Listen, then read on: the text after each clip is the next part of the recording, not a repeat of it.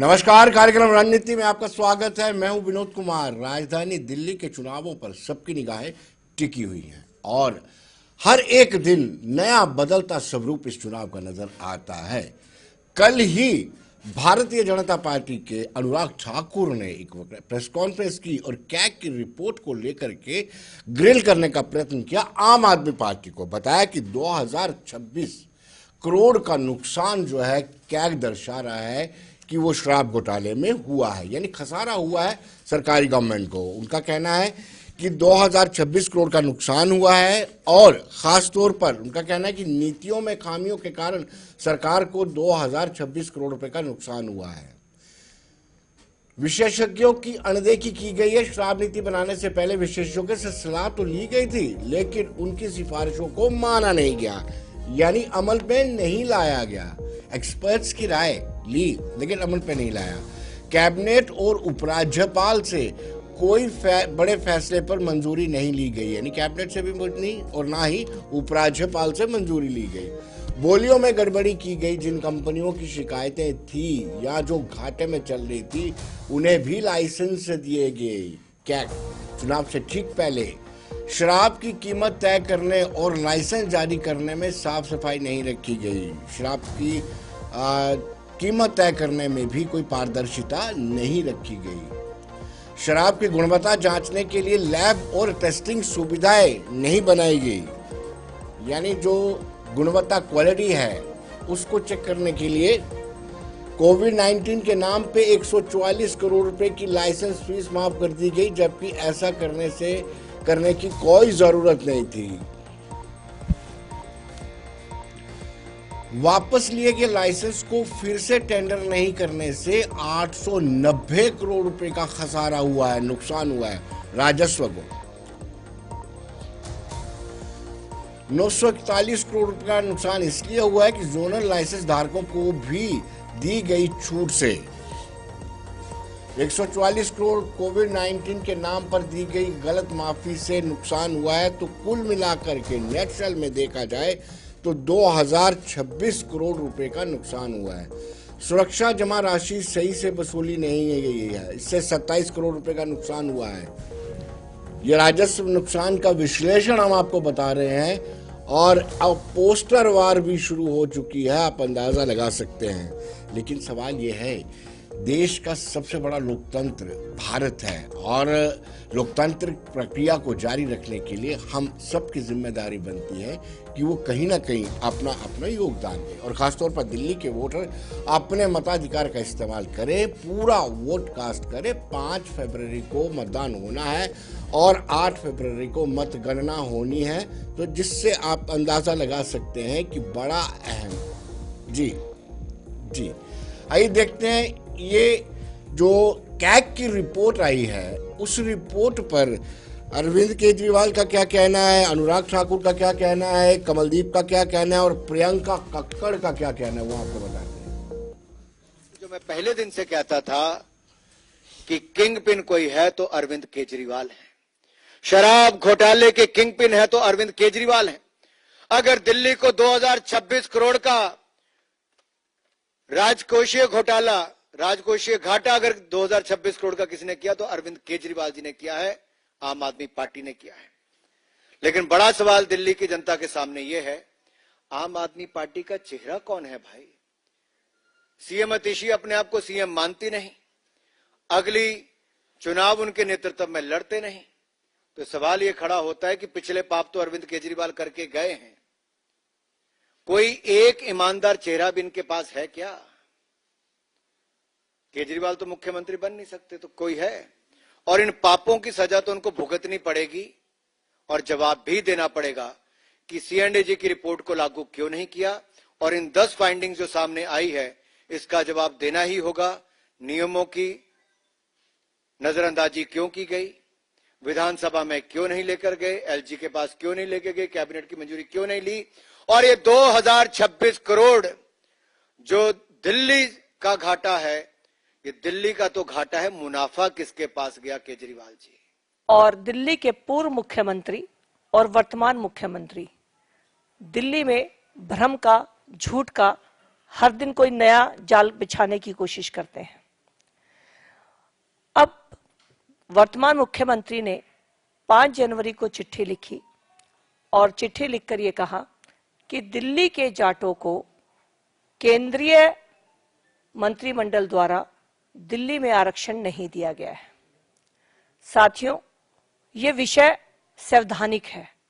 सबसे पहले इस विषय में समझने की बात यह है कि पिछले 10 सालों तक दिल्ली में पूर्ण बहुमत से जिनकी सरकार रही, उन्होंने कभी भी इस मुद्दे को विधानसभा में या सार्वजनिक मंच पर नहीं उठाया। अब अचानक 5 जनवरी को आतिशी जी जब चिट्ठी लिखती हैं, तो आतिशी जी से हमारा सवाल है कि अपने आप को सबसे पढ़ा लिखा मुख्यमंत्री बताने वाले अरविंद केजरीवाल जी, आरक्षण देना राज्य का सब्जेक्ट होता है।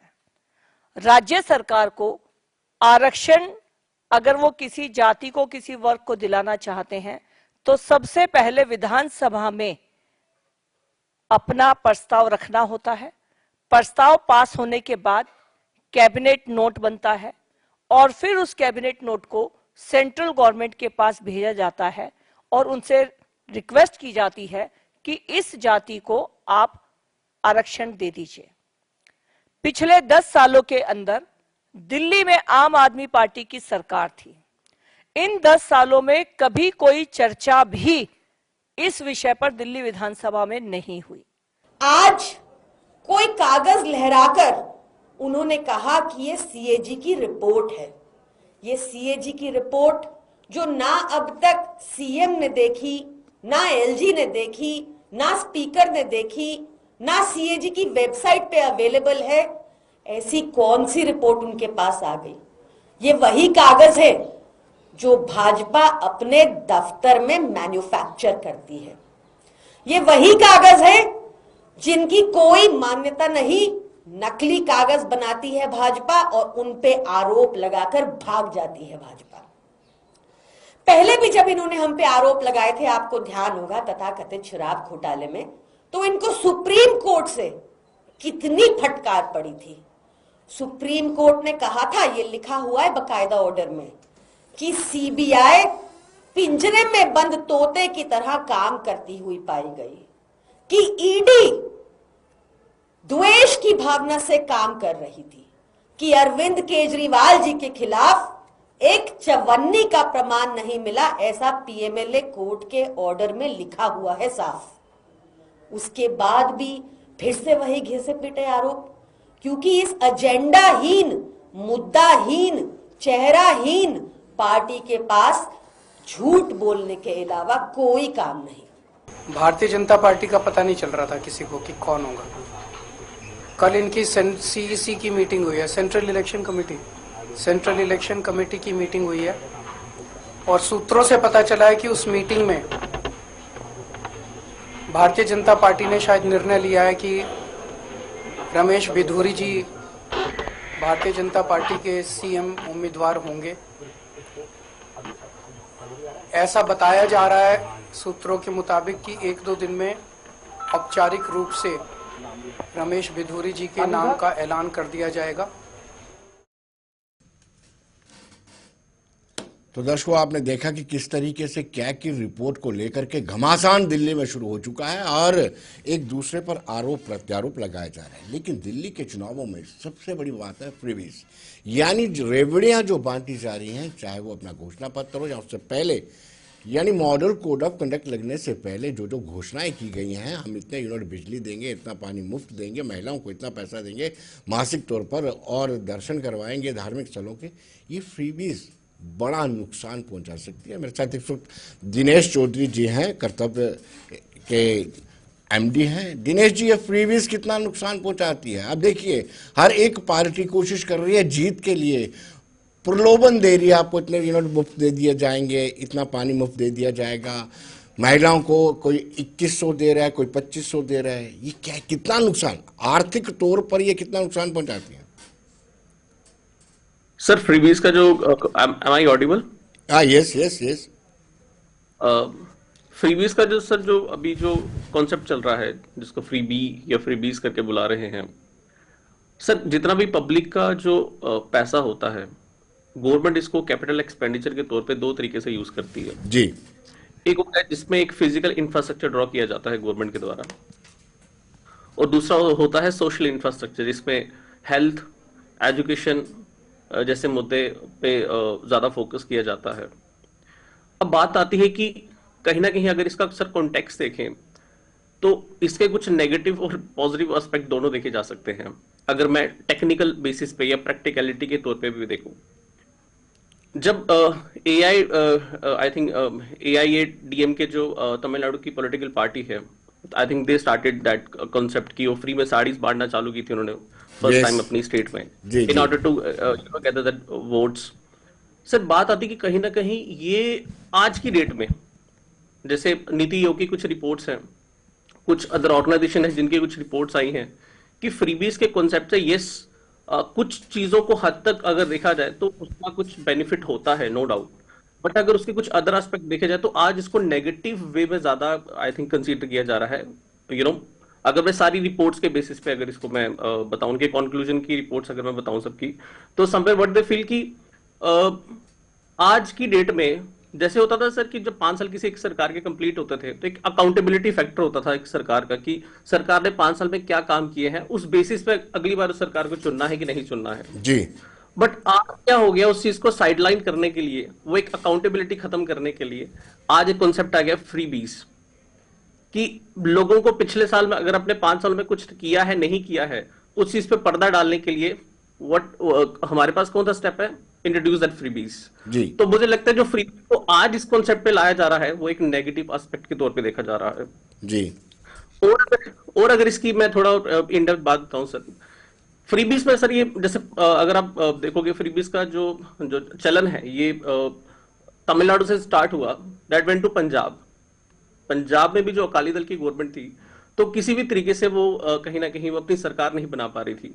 यू गो फ्रॉम 1966 जब पंजाब का फॉर्मेशन हुआ से 1990s का जब पीरियड आया तो उसमें पंजाब के फॉर्मेशन के लिए बहुत सारे ऐसे मुद्दे नहीं बन पा रहे थे कि किसी तरीके से अकाली दल अपनी सरकार बना पाए। चलिए, तो समवेयर वेंट फॉर, उन्होंने फ्री इलेक्ट्रिसिटी, फ्री चीजें इंट्रोड्यूस करना चालू कर दिया। बट बात आती सर आज डेट में आपको क्या देखने को मिल रहा, वही फ्री इलेक्ट्रिसिटी इंट्रोड्यूस करने से पंजाब में आज की डेट में पंजाब की जो सॉइल है वो इनफर्टाइल हो गई है,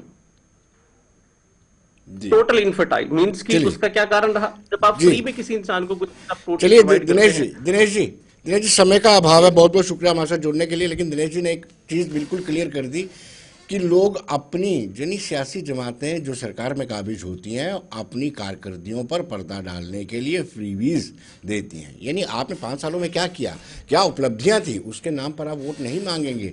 आप ये करेंगे कि हम महिलाओं को क्या दे रहे हैं, हम कितने यूनिट बिजली फ्री दे रहे हैं, हम कितना पानी मुफ्त दे रहे हैं, इस पर आप अगला चुनाव लड़ेंगे। लेकिन इस वक्त हमारे साथ हमारे पैनलिस्ट जुड़ चुके हैं।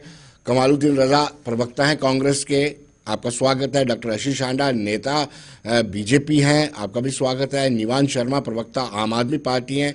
दिनेश सिंह राजनीतिक विश्लेषक, ये सब के सब जुड़ चुके हैं हमारे साथ। कहीं ना कहीं एक freebies ji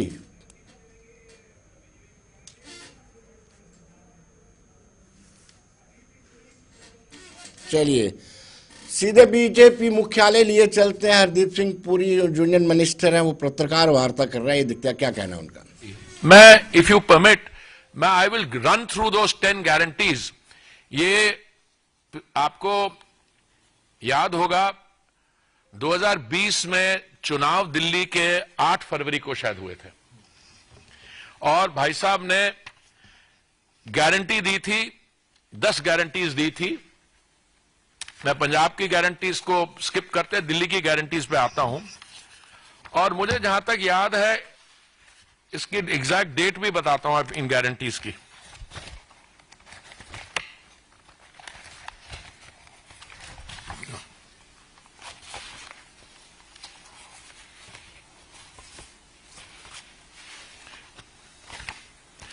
I think it was 19th January if I'm not mistaken, but I'll have the report somewhere here. Yeah, exactly January 19th, मुझे डेट भी याद है। भाई साहब ने 10 गारंटीज दी। वो गारंटीज क्या थी कि 24 घंटे फ्री इलेक्ट्रिसिटी मिलेगी, 200 यूनिट फ्री मिलेंगे. Delhi will be free from the mess of high tension wires. I will come back to this in a minute. दूसरी गारंटी दी थी कि 24 घंटे प्योर पाइप ड्रिंकिंग वाटर होगा, 20,000 लीटर पर हाउस होल्ड फ्री दिया जाएगा. तीसरी गारंटी यह दी थी कि वर्ल्ड क्लास एजुकेशन फैसिलिटीज दी जाएंगी, गवर्नमेंट और प्राइवेट. 500 स्कूल बनाने का वादा किया था.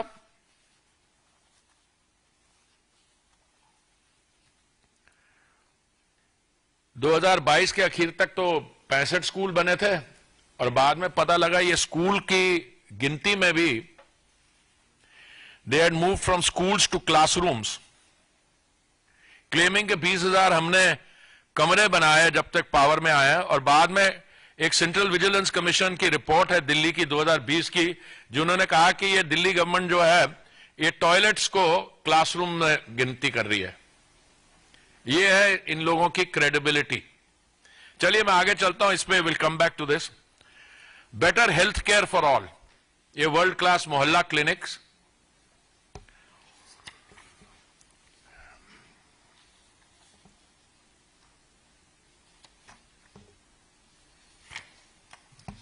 Traffic. Delhi's metro network, more than 500 kilometers of metro network will be built. 11,000 buses होंगी, free bus travel for women and students. ये गारंटी थी. अच्छा, इस गारंटी के बारे में मुझे शायद बाकी गारंटी से थोड़ा ज्यादा ज्ञान है, क्योंकि ये मेरा सौभाग्य रहा है. 7 years I was Minister for Housing and Urban Affairs, so I will come back to this guarantee in some details.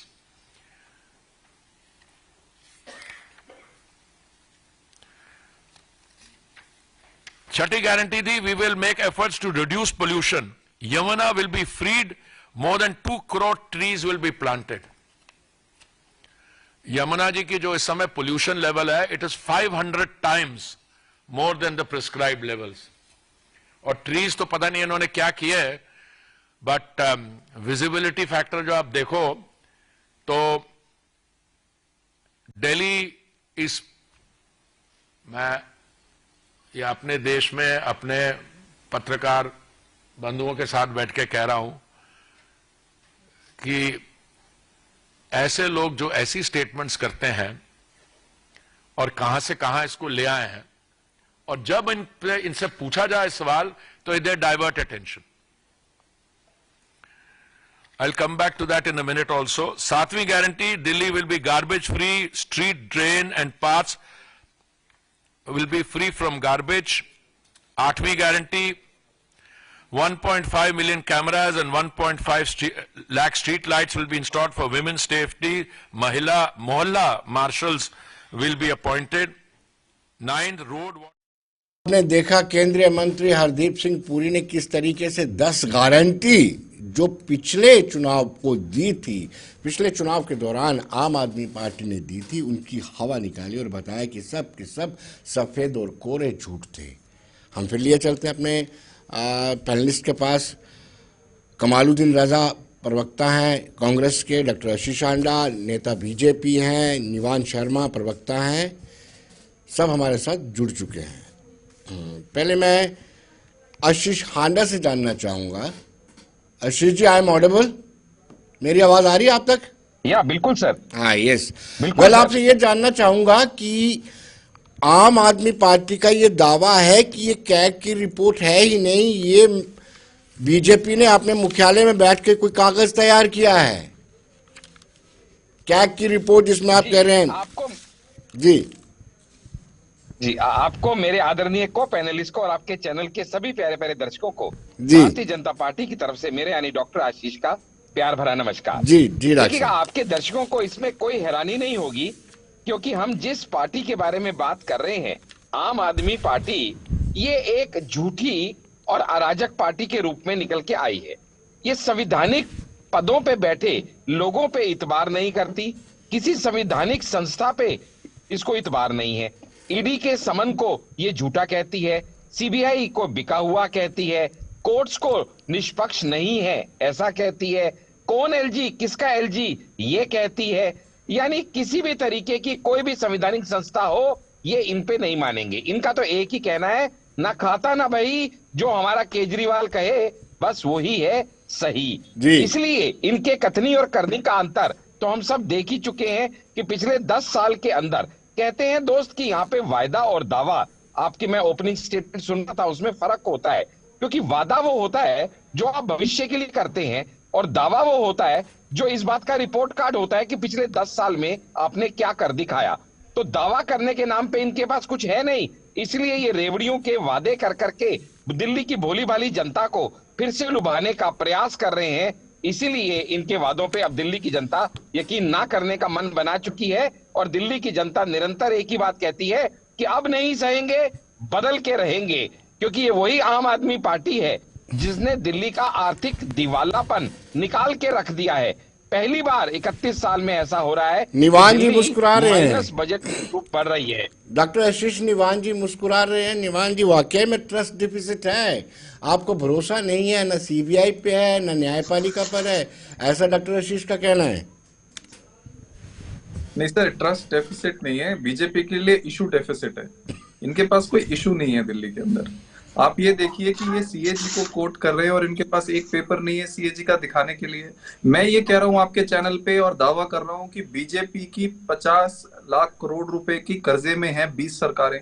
देश की 20 सरकारें 50 लाख करोड़ रुपए के कर्जे में है और केवल एक सरकार पे 11.5 लाख करोड़ रुपए की इरेगुलरिटीज है, मतलब चोरी व गबन। अब मैंने इतनी बड़ी बात बोली, अब मैं इसके सबूत दिखाता हूं आपके चैनल पे। ये देखिए, ये सीएजी की रिपोर्ट है, इसके ऊपर क्या लिखा है, state finance audit report of controller and auditor general of India. ये देखिए, अब मैं चैलेंज करता हूं बीजेपी वालों को, सीएजी की रिपोर्ट आपके पास 2022 से है कि नहीं है? मैं आपको एलजी साहब कह रहे हैं, ये रिपोर्ट है स्टेट फाइनेंस, आपके पास रिपोर्ट नहीं है, इसके अंदर ये देखिए, आम आदमी पार्टी के प्रवक्ता है, ये देखिए, बताइए आप यहाँ चैनल के ऊपर ये बात बताइए कि क्या सीएजी की 14 रिपोर्ट स्टेबल करने के लिए जो 12 एलजी साहब आपको कह रहे हैं, क्या वो 14 रिपोर्ट आपके पास है कि नहीं है? बोल रहे हो, जनता ये समझती है कि आप लोग झूठ बोल रहे हो। आप ये मैं सोर्स दे रहा हूँ, department of economics and statistics, government of India, source है आपके सामने, रिपोर्ट रख दी मैंने। बीजेपी शासित 20 राज्य दिल्ली बजट डेफिसिट है कि नहीं है, ये बता दो। सीएजी बताती है, पार्लियामेंट में टेबल्ड है। इनके पास कोई सबूत नहीं है, ये केवल झूठ के बिना पर चुनाव लड़ना चाहते हैं। देखिए परेशानी क्या है, मैं आपको बताता हूँ बीजेपी के साथ क्या हुआ दिल्ली में। दिल्ली बीजेपी आई मुद्दे पर लड़ने के लिए, उन्होंने सबसे पहले बीजेपी के साथ क्या हुआ डेवलपमेंट में, जब हमने केंद्र की रिपोर्ट दिखा दी है, नीति आयोग का आपने हाल क्या किया बताती है, ये बताना जरूरी है आपके लिए। सफल सरकार दिल्ली सरकार है, देश में सबसे कम महंगाई दिल्ली में है, देश में सबसे ज्यादा पर कैपिटा इनकम में है। तो ये डेवलपमेंट के मुद्दे से भाग गए क्योंकि केंद्र ही हमें नंबर 1 बता रही है देश में। उसके बाद हमने इनको यार आप एक बात बताओ ना, तो फिर आप शिक्षा नीति की बात करते हो तो 9वीं और 11वीं में आपका 1 लाख बच्चा फेल कैसे हो जाता है? अब ये समझा दो दिल्ली की जनता को। अच्छा, आप स्वास्थ्य नीति की बात करते हो तो ये बता दो, आपके सारे टॉप के निकल गए प्राइवेट अस्पतालों में जाके इलाज क्यों कराते हैं? अब ये बता दो। अच्छा, आप महिला सुरक्षा की बात करते हो तो अब ये बता दो, आप ही की महिला सांसद आप ही के मुख्यमंत्री आवास में आप ही के मुख्यमंत्री के चहेतों द्वारा क्यों पीटी जाती है? अब इसका जवाब दे दो। अब 2 कमरों में रहने की बात करते हो तो आप ये बता दो, शीश महल के ऊपर आपने 55 करोड़ रुपया क्यों खर्च किया? आप इसका जवाब दे दो। किसी एक सवाल का जवाब दोगे कि नहीं दोगे? आप गवर्नेंस की बात करते हो तो आप ये बता दो कि वो दिल्ली जल बोर्ड जो आपके पास आने से पहले 70 करोड़ के मुनाफे में था, वो आपके पास आने के बाद 6,000 करोड़ के घाटे में कैसे पहुंच गया? ये बता दो। अब किसी सवाल का जवाब तो दोगे कि नहीं दोगे? अब यमुना की सफाई की बात करते हो तो ये बता दो, यमुना 500 गुना ज्यादा प्रदूषित कैसे हो गई? किसी सवाल का जवाब दोगे या नहीं दोगे? आप कहते हो निवान जी और डॉक्टर आशीष जी, मैं आप दोनों को रोकूंगा, आप दोनों को रोकूंगा। लौटते हैं छोटे से ब्रेक के बाद, बने रहिए।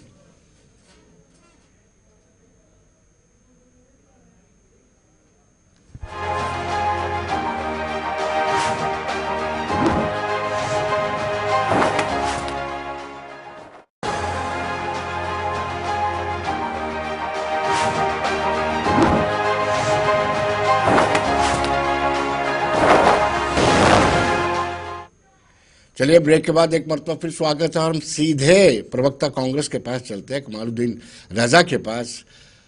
रजा साहब, क्या चक्कर है? ये लोग कह रहे हैं आम आदमी पार्टी और भाजपा के लोग कहते हैं हमारा मुकाबला आपस में है, कांग्रेस तो कहीं स्टैंड ही नहीं करती है। बहुत बहुत धन्यवाद आपको और सभी पैनलिस्ट को, और आपके माध्यम से आपके चैनल के सभी जो है दर्शकों को मेरा आदाब और सलाम। देखिए, यहाँ पे भारतीय जनता पार्टी द्वारा ये कहना कि जो है मेरा मुकाबला जो है आम आदमी पार्टी से है, ये स्पष्ट करता है कि दरअसल ये खुद चुनाव में कहीं पे भी नहीं है।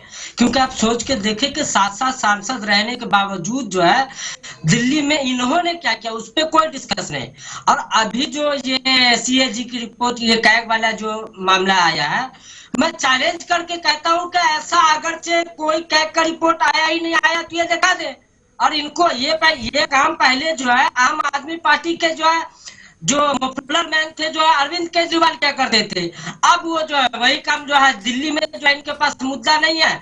इन दोनों के आपस के लड़ाई के कारण दिल्ली प्रदेश की जो है जनता जो है वहां पे जो है इसका खामियाजा जो है भुगती जो है, आपस में दोषारोपण करते रह गए। न वहां की यमुना सफाई हुई, न वहां बेरोजगारी जो है, मतलब जो है वहां अगर बेरोजगारी को आप देख ले, बेरोजगारी उसी तरह से वहां आप देख ले, सड़कों के हालात उसी तरह से जो है, पॉल्यूशन का तो खैर कहना ही नहीं है। जो है मैं यहाँ पे एक ही चीज पूछना चाहता हूँ कि भारतीय जनता पार्टी जो है गंगा के नाम पे वोट मांगकर जो है जनता को मूर्ख बनाने का काम किया, बड़े और लंबे वादे करने का काम किया। और एक है जो है अरविंद केजरीवाल जो यमुना के नाम पे जो है दिल्ली को दूषित करने का काम किया और कुछ भी नहीं किया। ये दोनों की लड़ाई को समझ चुकी है दिल्ली की जनता और दिल्ली प्रदेश की जनता, इसीलिए शीला दीक्षित के कार्यकाल को याद कर रही है। देखिए दरअसल हुआ क्या जो है सर, जो है कि शीला दीक्षित के कार्यकाल में जो स्कूल, जो कॉलेज, जो फ्लाईओवर या फिर जो है आप जो है या फिर सड़कें देख ले, जो है जो कांग्रेस पार्टी ने करके दिया ना शीला दीक्षित के कार्यकाल में, उसी चीज को। अरे भाई साहब, शीला दीक्षित सरकार को उखाड़ किसने फेंका? शीला दीक्षित को किसने बोला? शीला दीक्षित के खिलाफ इतना बड़ा डोजियर है, वो किसने बोला? आज आप यही नहीं समझ पा रहे हो कि आपको आम आदमी पार्टी सरकार का विरोध करना है या आम आदमी पार्टी सरकार का समर्थन करना है। वो अरविंद केजरीवाल जो कहते थे Sheila Dikshit 10 AC, 20 AC, 50 AC लगा के लोगों का पैसा खा रही है, खराब कर रही है। अब वही अरविंद केजरीवाल खुद अपने घर में 250 टन का एसी प्लांट लगा के बैठे हैं और कांग्रेस को समझ ही नहीं आ रहा कि वो इस अरविंद केजरीवाल का समर्थन करे या अरविंद केजरीवाल का विरोध करे।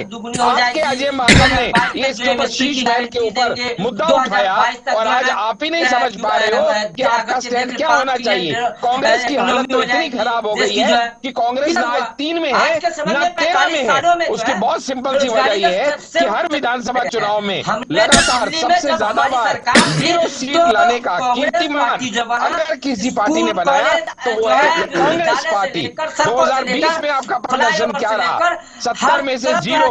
2015 में आपका प्रदर्शन क्या रहा? 70 में से 0। इसलिए आप चलिए उस अरविंद केजरीवाल की गोद में बैठे रहो। चलिए, आप डिरेल हो रहे हैं, घर उजाड़ा है क्योंकि डिबेट से डिरेल हो रहे हैं। मैं दिनेश सिंह जी से जानना चाहूंगा जो राजनीतिक विश्लेषक हैं।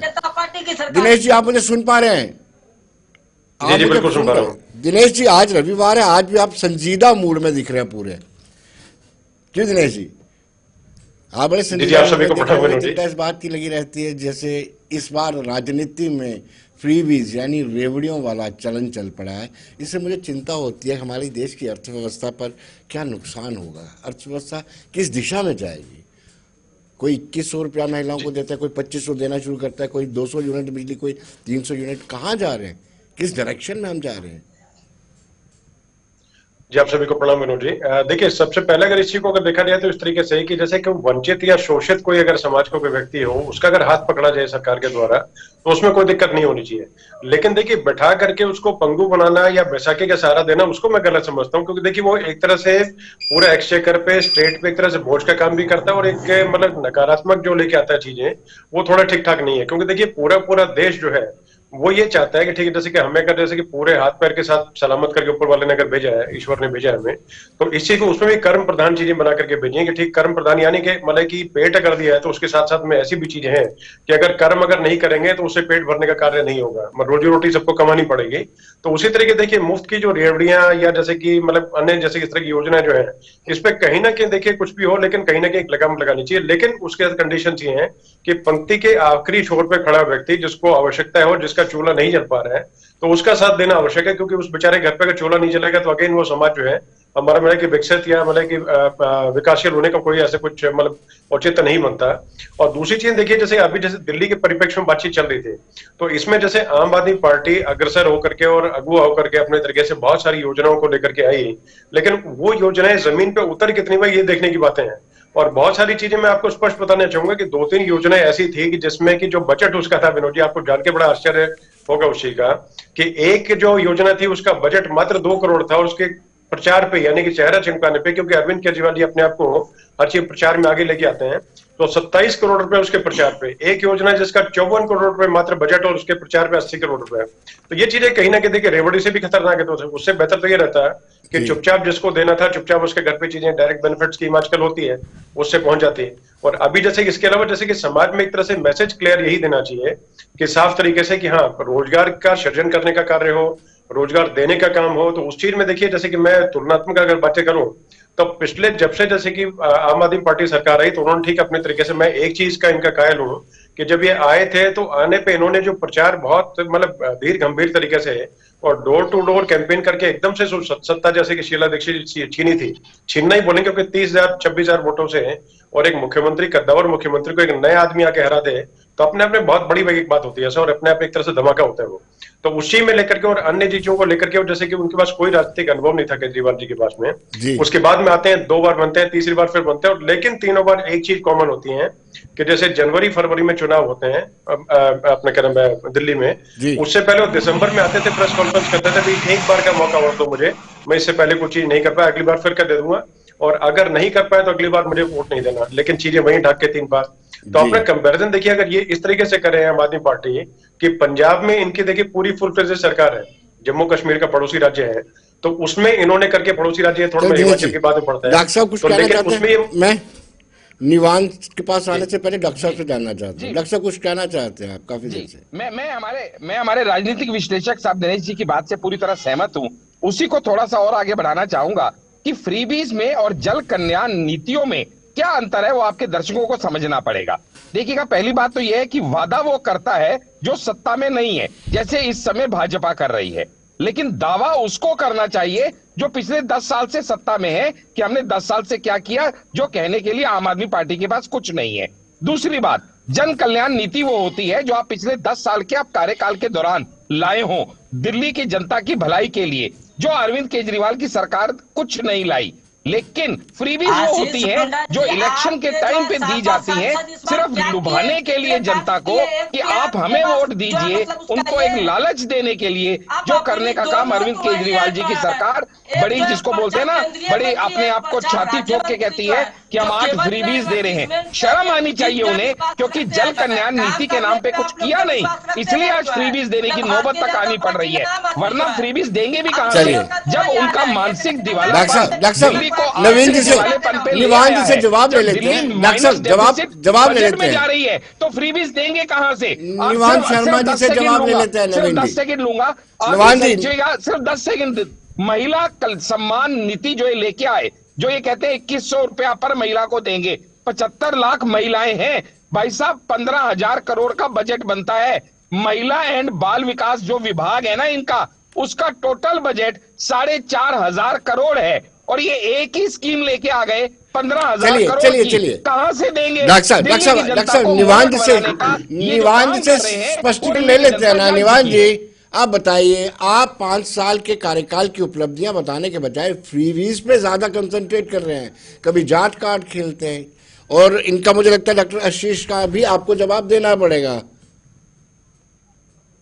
जी देखिए, डॉक्टर आशीष साहब को चाहे 10-15 सेकंड और आप दे दो, लेकिन रिक्वेस्ट कर दो कि ये मेरे बीच में ना बोले। आप 15 सेकंड और लेके बोल लो, लेकिन मेरे बीच में मत बोलना। दूसरी बात देखिए, आपको 10 साल का हिसाब, हम तो सबसे पहले 10 साल का हिसाब देते हैं। हम तो ये कहते हैं कि देश के अंदर सबसे ज्यादा budget growth, GDP wise, per capita income wise growth आम आदमी पार्टी ने करके दिखाई। ये केंद्र सरकार कहती है, केंद्र सरकार की रिपोर्ट कहती है कि देश में सबसे कम महंगाई दिल्ली में है, जो कि राष्ट्रीय महंगाई से 1/3 महंगाई दिल्ली के अंदर है। केंद्र सरकार की रिपोर्ट कहती है कि देश में सबसे ज्यादा पर कैपिटा इनकम दिल्ली में है। केंद्र सरकार की रिपोर्ट ये कहती है कि देश के टॉप 20 स्कूल्स में से 7 स्कूल्स दिल्ली सरकार के हैं। केंद्र सरकार की रिपोर्ट ये कहती है, नीति आयोग की रिपोर्ट ये कहती है कि दिल्ली के अंदर 70% लोग फ्री बिजली का इस्तेमाल करते हैं। केंद्र सरकार की रिपोर्ट ये कहती है कि दिल्ली के अंदर 70% लोग फ्री इलाज का इस्तेमाल करते हैं मोहल्ला क्लिनिक में। हर साल 1 करोड़ लोग मोहल्ला क्लिनिक से इलाज कराते हैं। ये नीति आयोग की रिपोर्ट है। नीति आयोग ये पूरे देश को समझाता है कि जिस तरह से दिल्ली के अंदर शिक्षा पे, स्वास्थ्य पे, फ्री बिजली पे, फ्री पानी पे खर्चा करने के बाद भी दिल्ली सरकार मुनाफे में है, ऐसा पूरे देश को सीखने की जरूरत है। ये नीति आयोग की रिपोर्ट है। इससे ज्यादा कामों का बखान और क्या किया जा सकता है। हम तो ये कह रहे हैं कि पूरे देश की सर्वश्रेष्ठ सरकार दिल्ली सरकार है। मैं चुनौती देता हूं, आप भाषणबाजी से नहीं, आप डेटा से मुझे काउंटर करके दिखाओ। मैं डेटा देता हूं, आप भी डेटा दो। दूसरी बात, हमने ये कहा कि हमने 10 साल में ये किया है, अब आने वाले 5 साल में, क्योंकि हर साल हम 5,000 करोड़ रुपए के बजट की वृद्धि कर रहे हैं, तो हमें आगे वाले 5 साल में जो 25,000 करोड़ रुपए एक्स्ट्रा हम सरकार में जमा करेंगे, वो कहां खर्च करेंगे? ये सब चीजें तो चलती रहेंगी और ये तो इतने बजट में ही हो जाएगा। जो 25,000 करोड़ रुपए का एक्स्ट्रा बजट हम लोग इकट्ठा करेंगे, उसमें हम 2,100 रुपए महिला को देंगे, उसमें हम 18,000 रुपए पुजारियों को देंगे। ये हमारी स्कीम, सोशल वेलफेयर स्कीम्स है, एम्पावरमेंट स्कीम्स है, हम देंगे। सिस्टम क्या है? पंजाब की महिलाओं को दे दी क्या पिछले 2.5 साल में? वाले बोले कोई बात नहीं। अरे 10 सेकंड आप बोलिएगा, मैं बिल्कुल नहीं बोलूंगा बीच में। हमने ये कहा कि हम जो दिल्ली के अंदर डेवलपमेंट वर्क कर रहे हैं, हमने एक फ्लाईओवर का, मैं आपको उदाहरण देता हूँ। अरे आशीष भाई सुन लो, अरे भैया सुन लो, कुछ सीखने को मिलेगा। सुनो तो कुछ सीखने को मिलेगा। अपने राज्यों में जो आपके राज्य घाटे में आजादी इंप्लीमेंट दिल्ली की जनता बोलते रहोगे, आप जो है मत चले। सुनो, एक लास्ट बात बोल के खत्म कर रहा हूं। आपने झुग्गियों वाले की क्या हाल है? वो जो रेंट मैं कह रहा हूँ सर, दिल्ली के अंदर जब एक फ्लाईओवर का एक बजट तय होता था, दिल्ली के अंदर मान लीजिए 500 करोड़ रुपए का फ्लाईओवर तय होता था, वो 500 करोड़ रुपए का फ्लाईओवर जो है वो बनते 1500 करोड़ रुपए का बनता था। आम आदमी पार्टी ने पहली बार ऐसा किया कि 500 करोड़ रुपए का फ्लाईओवर 400 करोड़ के समय से पहले बनाया।